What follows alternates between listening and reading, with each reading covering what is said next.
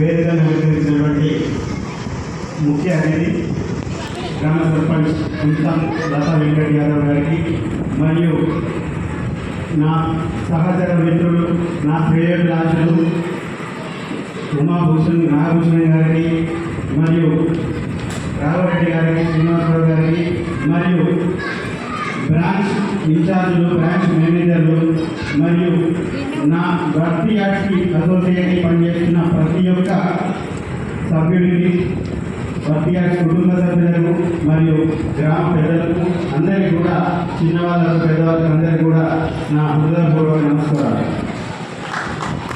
ఇప్పటిదాకా చాలా చెప్పారు. భర్తీ యాడ్ జర్నీ గురించి అందరూ మాట్లాడారు.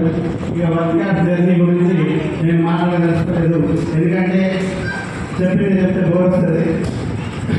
కానీ ఒక 2-3 నిమిషాలు మాత్రమే మాట్లాడి క్లోజ్ చేస్తా. ఫస్ట్ నేను స్టార్ట్ చేసిన ఎక్కడో ఒకటే చిన్న విషయం చెప్తాను. ఒక 15 సంవత్సరాల క్రితం నేను ఫామ్ హౌస్ అంటే అందరూ ఫ్యూచర్లో ఇష్టపడతారు, ఇట్లాంటి డ్రీమ్స్ ఉంటాయి, చాలా మందికి వర్క్ ప్రెషర్ ఉంటుంది, ఫామ్ హౌస్ ఉండాలనే కోరిక ఉంటుంది అని చెప్పేసి ఒక 2-3 ఇన్వెస్టర్ల దగ్గర, అంటే డబ్బుల దగ్గర, నా దగ్గర లేకుండే డబ్బుల దగ్గరికి వచ్చి చెప్పిన, ఏం చెప్పంటే ఒక 15 లక్షలు ఇవ్వండి, ఇంత డబ్బులు 15 లక్షలు పెట్టుబడి పెడితే 5 లక్షలు దాంట్లో ఖర్చు అయ్యేది, 20 లక్షలు పెడితే 30 లక్షలు వస్తాయని చెప్పారు. ఆయన ఏం చేసింది నవ్వండి, 15 లక్షలు పెడతాము, 5 లక్షలు పెడతాము, నువ్వు ఫామ్ హౌస్ పెట్టవు, ఫామ్ హౌస్ ఎవరు కొంటాయి, ఓ ఇల్లు కట్టుకుంటారు, ఓ ఫ్లాట్ అమ్ముకుంటారు, కానీ ఫామ్ హౌస్ ఎవరు కొనడం. అట్లా ఒక 1-2 ఇయర్స్ తిరిగిన, నా దగ్గర డబ్బులు లేకుండే. తర్వాత నేను చేసినటువంటి పని ఇంకా నాకు ఒక 3 లక్షలు జమైంది. ఆ 3 లక్షలకు 10 లక్షలు అప్పు చేసి 13 లక్షలు పెట్టి సైట్ కొన్నాం. 13 లక్షలు పెట్టి సైట్ ఉన్న తర్వాత దానికి డెవలప్మెంట్ డబ్బులు లేదు.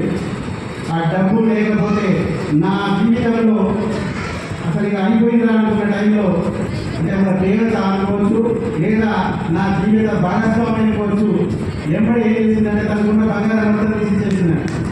2 సంవత్సరాల వరకు ఏం లేకుండా కూడా ఉన్నది. ఆ బంగారం మొత్తం తీసేసి దాన్ని డెవలప్ చేసింది. డెవలప్ చేసిన తర్వాత అమ్మడానికి నాకు 6 నెలల సమయం పట్టింది.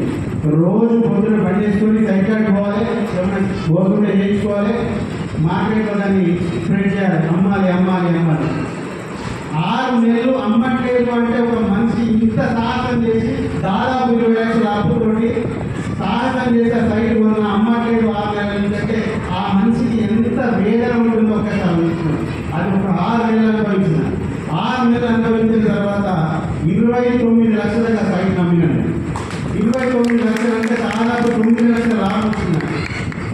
ఆ 9 లక్షల లాభం వచ్చినా కూడా మా ఆవిడ ఇంకా 2-3 సంవత్సరాల వరకు నాకు గోల్డ్ వద్దు, మీ మీద నాకు నమ్మకం ఉన్నదని భరోసా ఇచ్చి ముందరికి సపోర్ట్ చేసింది. అట్లా స్టెప్ అయితే అప్పటి నుంచి స్టార్ట్ చేస్తే ఇప్పటి వరకు నేను వెనుదిరిగి చూసుకోలేదు. దానికి కారణం ఏంటంటే ఒకే ఒక ధైర్య సాహసే లక్ష్మి. ఇంకొకటి చెప్తున్నాను, మళ్ళీ ఈ భూమి మీద the best investment on earth is earth. ఈ భూమి మీద మంచి పెట్టుబడి ఏంటి అంటే భూమి. బంగారం కొన్నా, ఇంకా ఈ ప్లాట్, ఇంకా ఏది వేరే కొన్నా, ప్లాట్ కొన్నా, ల్యాండ్ కొన్నా మంచిది. అంటే భూమి మీద పెట్టుబడి పెట్టడం ఇచ్చినటువంటి పెట్టుబడి ఇంకొకటి లేదు. ఇది 100% పక్క. దానివల్ల భూమిని నమ్మి పెట్టుబడిన ఎవరు లేదు. ఇది నా ఫస్ట్ జర్నీ స్టార్ట్ అయింది. ఆ తర్వాత నాకు కొన్ని సైట్ చేసిన తర్వాత సురేష్ యాడ్ అయ్యాడు, తర్వాత రాజు, సంపద, ఇట్లా 1 by 1 యాడ్ అయ్యారు. మీరు గమనించుడు, నాతో పనిచేసే ప్రతి వ్యక్తి నాకు బంధువే, దూరంలో ఎవరు వేరే తీసుకొని అందరూ నాకు అంతా ప్రతి ఒక్కరు తిరిగి మళ్ళీ నా దగ్గర పనిచేయడానికి, మా కుటుంబ సభ్యులు కుటుంబంలో పనిచేయడానికి తీసుకునే ప్రతి వ్యక్తి నేను చాలా మంది తెలుసుండేది మా ఊళ్ళో కావాలని చెప్తాను. ఎందుకంటే పుల్లూరు, నా పుల్లూరు నుంచి రావాలి. రేపు నా ఉద్దేశం ఏంటి అంటే పుల్లూరులో 10 మంది బాగుపడితే ఆ బాగుపడడానికి కారణం నేనైతే నాకు సంతోషం. అందుకే నేను పదే పుల్లూరు నుంచి రావాలని కోరుకుంటా. ఇంకొకటి ఏంటంటే ఫ్యామిలీ, మేము అందరం 40-45 మంది ఉంటాము. ఎవరికి చిన్న ఫంక్షన్ అయినా కూడా నాకు చాలా సంతోషం ఉంటుంది. ఎందుకంటే అందరం ఒకటేలాగా వర్క్ చేసుకొని ఆ పండుగ నిర్వహిస్తాం. మామూలుగా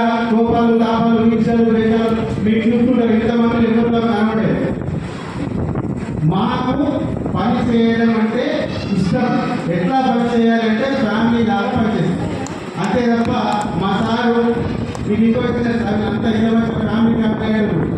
కానీ నేనంటే చాలా భయం అవ్వదు, భయం అన్నది గౌరవం. వాళ్ళు నేను చెప్పిన పని చెయ్యకపోతే నేను మాట అంటే మాకు ఇబ్బంది అవుతుంది, దాంతో ఆ మాట కూడా అనిపించుకోవద్దు అనే జ్ఞానంతో పని 100% వాళ్ళు చేసినటువంటి ఎఫోర్ట్స్ వల్లనే నేను ఈ స్థాయి వచ్చిన.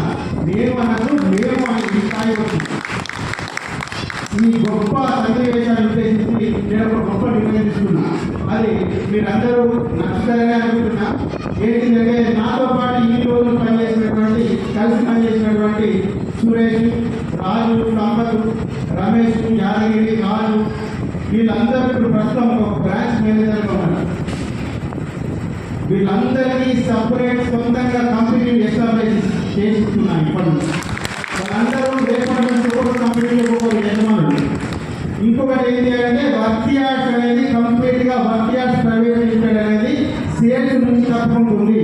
అంటే వర్తియార్డ్స్ ప్రైవేట్ లిమిటెడ్ అనేది కంపెనీ ల్యాండ్ సేల్స్ చేయదు. మేము కొంటాం, డెవలప్ చేస్తాం, సేల్ చేస్తాం, కానీ సేల్ చేయదు. ఓన్లీ సబ్సిడరీ కంపెనీస్ అయినటువంటి రేపు స్టార్ట్ అయ్యాయి సంపత్, సురేష్, రాజు అండ్ రమేష్, యాదగిరి వీళ్ళందరితో కొత్తగా స్టార్ట్ చేసేటువంటి కంపెనీలు మాత్రమే సేల్ చేస్తాయి. ఓన్లీ వర్తియార్డ్స్ రోల్ ఏంటి అంటే ల్యాండ్ వెరిఫికేషన్, టైటిల్ వెరిఫికేషన్ మాత్రమే తీసుకోబోతుంది. అది ఈ పేపర్ నుంచే జరిగింది. అది ఈ పేపర్గా పెద్ద మార్పులు చేయాలని నిర్ణయం తీసుకున్నాను. వాళ్ళందరినీ కూడా మళ్ళీ చెప్తున్నాను, రాసి పెట్టుకొని ఇప్పటి నుంచి 3 నుంచి 5 సంవత్సరాలలో వాళ్ళు నా స్థాయి కావాలి. అది నా టార్గెట్. వాళ్ళు నా స్థాయి కంటే ఖచ్చితంగా నన్ను ముందరికి పెడతారు. నాకు తెలుసు 100%. అదే మెయిన్ ఈ మీటింగ్ ఉద్దేశం ఏంటి అంటే 100% వాళ్ళందరితోటి నన్ను నమ్ముకొని నా వైపు నడిచినటువంటి, నా తోటి నడిచినటువంటి నా సహచరులందరికీ ఒక గొప్ప స్థాయిలో చూడాలని కలలు అంటున్నా. 100% దాన్ని నెరవేరుస్తాను. ప్రతి ఒక్కరూ వర్తియార్డ్స్కి పనిచేస్తారు. ఇండియాలో పుట్టిన ప్రతి ఒక్కరు ఇండియన్ అంటారు. వర్తియార్డ్స్లో పనిచేస్తున్నాం ప్రతి ఒక్కరు, వర్తియార్డ్స్ కోసం పనిచేసే ప్రతి ఒక్కరు వర్తియన్. ఈ రోజు ఒక కొత్త నామినేటి ఐఆమె వర్తియన్.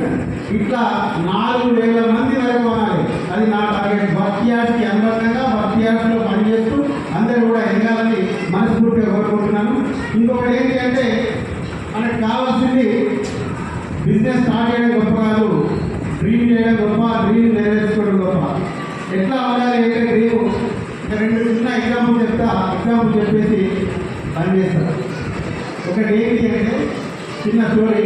ఒక 3 ఫ్రెండ్స్ ట్రైన్ కోసం వెయిట్ చేస్తుంది. ఒక ఆయన ట్రైన్ ఎక్కాలి, ఊరికి వెళ్ళాలి, ట్రైన్ ఎక్కాలి. ఇద్దరు ఫ్రెండ్ ఆఫ్ వెళ్ళడానికి వచ్చింది. చాలా సీరియస్ డిస్కషన్ చేస్తుంది. చాలా రోజులే కలవగా డిస్కషన్ చేస్తున్నారు. ఆ అడవిలో పడి ట్రైన్ వచ్చింది, కదులుతుంది, మళ్ళీ పోతుంది.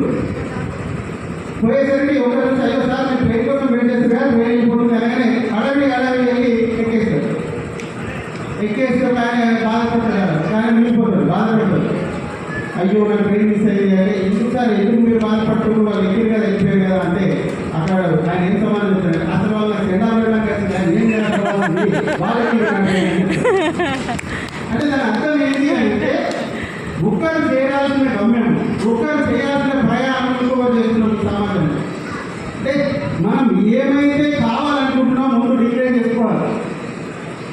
జంతువులకి మనుషులకి తేడా ఏంటి? జంతువులకి మనుషులకి తేడా ఏంటి? 2 తేడాలు ఉంటాయి. ఒకటి కళలు కనడ, జంతువులు కళలు కానీ భవిష్యత్తు అంటే. రెండోది నవ్వడం. ఈ 2 మనుషులు మాత్రమే చేయగలుగుతారు. అంటే ఒక కళ లేకపోతే జీవితం ఎక్కడో తెలియదు.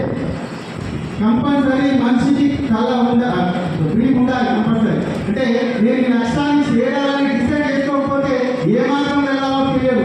ఏదో మన మీకు అంటే అనుభవించుంటే ఒక సందేశం చెప్తా. గుళ్ళోకి వెళ్ళిన తర్వాత బాగా రద్దీమని తిరుపతి బాలకృష్ణలో, యాదగిరిగుట్టలో మీరు లైన్లో వెళ్తే ఫస్ట్ ఒక 10 మంది వచ్చేవారు మీరు లైన్లో ఒకటి నడుస్తారు, తర్వాత వాళ్ళని అంతేనా? నడిచే అవసరం కూడా వాళ్ళే ఇంకా నుంచి రద్దీ ఎక్కువైపోయిందంటే అట్లా మన కోర్సులో కూడా మన జీవితం పోవద్దు. అట్లా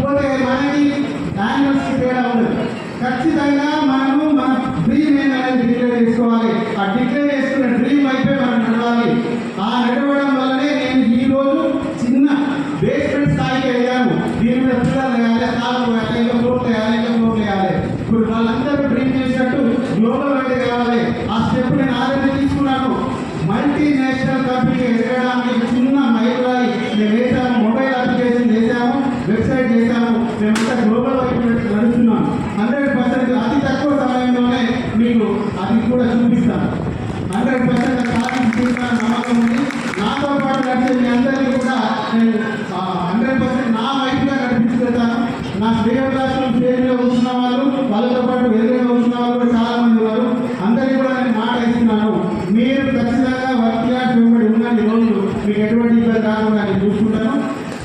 ఇంకొకటి ఏంటి అంటే వర్క్ కుటుంబంలో పనిచేసే ప్రతి ఒక్కరు కుటుంబాన్ని మానేసి కొంత వాళ్ళ వ్యక్తిగత కారణాల వల్ల వాళ్ళు కూడా ఎప్పుడైనా కలిస్తే మా ఫ్యామిలీ మెంబర్ మా ఇంటికి ఎట్లా అని అనుకోవాలనేది నా ఉద్దేశం. అదే విధంగా నేను ఉంటున్నానని నేను అనుకుంటున్నాను. మా దగ్గర పనిచేసేటువంటి వాళ్ళు ఇందాక రవి చెప్పాడు, తర్వాత అజయ్ మన ఊరే పడాల అజయ్. రవి అజయ్లు నా దగ్గర ఫస్ట్ జాయిన్ అయినప్పుడు డ్రైవర్గా చేశారు. కానీ వాళ్ళు ఇప్పుడు ఏం చేశారు తెలుసా, కంప్లీట్ వర్క్ యార్డ్స్లో వెరిఫికేషన్ డిపార్ట్మెంట్కి వాళ్ళు హీరో. అంటే వాళ్ళ టాలెంట్ చాలా ఉంది. వాళ్ళ డ్రైవర్గా ఉండిపోవాలనే ఉద్దేశం లేదనే వాళ్ళని ఒక స్టెప్ నుంచి ఈ రోజు వాళ్ళు ఏంటంటే నేను లాస్ట్ ఒకసారి చూసి పక్కన పెట్టేస్తాను. మొత్తం వాళ్ళే చేస్తారు. ఏం చేస్తారు, డాక్యుమెంట్స్ అన్ని ల్యాండ్ డాక్యుమెంట్స్ అన్ని 1950 నుంచి ఇప్పటి వరకు చేస్తారు. వాళ్ళ డ్రైవర్లు అనుకొని ఆనే ఉంచితే అక్కడ ఎదగరు కదా. ప్రతి ఒక్కరు ఎదగాలి, టాలెంట్ ఉంటే దాన్ని యూజ్ చేసుకోవాలనే ఉద్దేశం మీద వాళ్ళని ఎంకరేజ్ చేయడం జరిగింది. వాళ్ళు చాలా బ్రహ్మాండంగా చేస్తున్న వరకు ఒకసారి గట్టిగా అంటే బ్యాక్ పోయే మనం డాక్యుమెంట్ వెరిఫికేషన్ దాంట్లో వాళ్ళు హీరోలు చేస్తున్నారు. అదేవిధంగా ఆఫీస్లో పనిచేస్తున్నటువంటి లేడీస్ అందరూ కూడా వాళ్ళ భర్తలు ఇంటి దగ్గర ఏమైనా ఇబ్బంది పెట్టినా చేసినా వాళ్ళు ఇది నా కుటుంబం అనుకొని చాలా విధాలుగా వాళ్ళకి సమాధానం చెప్పుకొని వచ్చి పనిచేస్తున్నారు. వాళ్ళు కూడా చాలా ఒక 2 నెలలు 3 నెలలు ఆటల తర్వాత వాళ్ళకి అలవాటు చేసుకొని అర్థమయ్యి ఇక వాళ్ళని ఇబ్బంది పెట్టారు. ఎన్నిసార్లు వాళ్ళు ఇబ్బంది పడ్డా కూడా అది నా ఫ్యామిలీ అనుకుంటూ ఇప్పుడు ఇందాక చెప్పినట్టు ప్రతి ఒక్కరు కూడా ఇంటికి వస్తే లేడీస్ సేఫ్టీ అనేది ఎట్లా ఉంటుంది అంటే చాలా మంది ఇక్కడ మానేస్తే ఇంకొక దగ్గర పని చేయనియరు అనుకున్న కూడా ఇక్కడికి వచ్చి పనిచేయాలి. వాళ్ళకి ఏంటి అంటే ఎటువంటి ఇబ్బంది ఉండదు. మీరు ఒకసారి ఆఫీస్ విజిట్ చేస్తే తెలుస్తుంది ఎంత సెక్యూరిటీ అంటే ఎటువంటి ఇబ్బంది ఉండకుండా. అది నేను పూర్తి హామీ ఇవ్వగలను. ఏంటంటే మీరంతా నాకు కుటుంబ సభ్యులే. అదేవిధంగా సురేష్, చందన, అఖిల మేము నలుగురు ఒక చిన్న ఆఫీస్లో ఉన్నప్పుడు వాళ్ళని బాగా డిసప్పాయింట్ అయ్యేవాళ్ళు. నేను జీతం తీసుకోవాలని చెప్పి పెడితే తీసిన చెప్పండి సార్ మాకు తీసుకోకపోతే జీతం మేము ఏం పని చేసేదేమో అసలు వర్కౌట్ అయితే మేము చేసిన పని దయచేసి 2 నెలల క్రితం మీరే తీసుకోండి మేము చెయ్యమని చెప్పేసి వాళ్ళని చెప్పేస్తే మళ్ళీ ఆ రోజు చెప్పిన అమ్మ మీరు డబ్బు తీసుకోండి 100% మీకు తినడానికి టైం ఉండాలి అని చెప్పిన ఆ రోజు గుర్తుపెట్టుకొని మళ్ళీ చెప్తూ మీరు తినడానికి టైం ఉండదు ఆఫీసులో అట్లా బిజీ అవుతారు అది 100% కాన్ఫిడెంట్గా చెప్తున్నాను చెప్పి బలవంతంగా జీతం ఇచ్చిన ఒక 15 రోజులు బలవంతంగా వచ్చారు. ఆ తర్వాత వాళ్ళకి ఎప్పుడైతే క్లోజ్ చేయడము ఆ సైట్ అమ్మడం టేస్ట్ దొరికిందో ఇప్పుడు నాకే టైం ఇవ్వదు. అంటే టైమ్స్ తోటి ఇంకొక విషయం లేదు. వాళ్ళు పని ఎట్లా చేస్తారంటే సార్ వాళ్ళు ఇంతకుముందు స్టేట్ లెవెల్ డిస్ట్రిక్ట్ లెవెల్ అన్నారు. యాక్చువల్గా మాకు యూకేలో యూఎస్లో యూఏఈలో కెనడాలో ఒక్కొక్క కంట్రీలో 15 మంది ఫ్లైట్స్ ఉన్నారు. వాళ్ళందరితో మన టైంకి వాళ్ళ టైంకి రాత్రి 10 గంటలకు కూడా ఫ్లైట్స్ మాట్లాడతారు. రాత్రి 10 గంటలకు మాట్లాడి రాత్రి 10 గంటలకే అడ్వాన్స్ కూడా నా అకౌంట్లో వచ్చేస్తుంది. వాళ్ళు రిసీట్ పెడతారు 10 గంటలకి సైట్ అంటే వాళ్ళంతా బిజీ అయిపోయారు. నాకు చాలా సంతోషం అనిపిస్తుంది.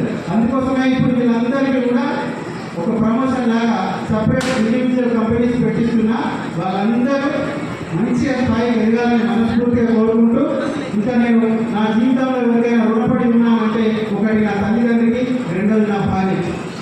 ఆమె ఇచ్చేటువంటి సహకారము అది అమోఘం. నేను మీకు తెలియదు, నేను చేసే పని 90% పని ఆమె చెప్పే ఆలోచనలు ఉంటే ఆ సలహాలు ఉంటే ఉంటుంది.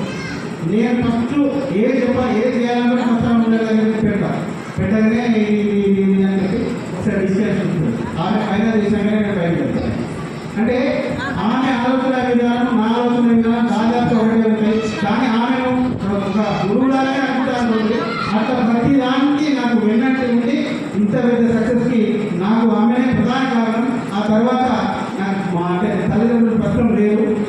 వాళ్ళ స్థానాన్ని మా అత్త మామ పూరించారు. వాళ్ళ సహకారం అందరి సంఖ్యలు ఎల్లప్పుడూ ఉంటుంది. వాళ్ళు లేకపోతే మేము ఈ క్షణంలో ఈ స్థాయిలో ఉన్నామంటే వాళ్ళు కూడా ఒక ప్రధాన కారణం. అదేవిధంగా మా బావగారిది సీట్లు,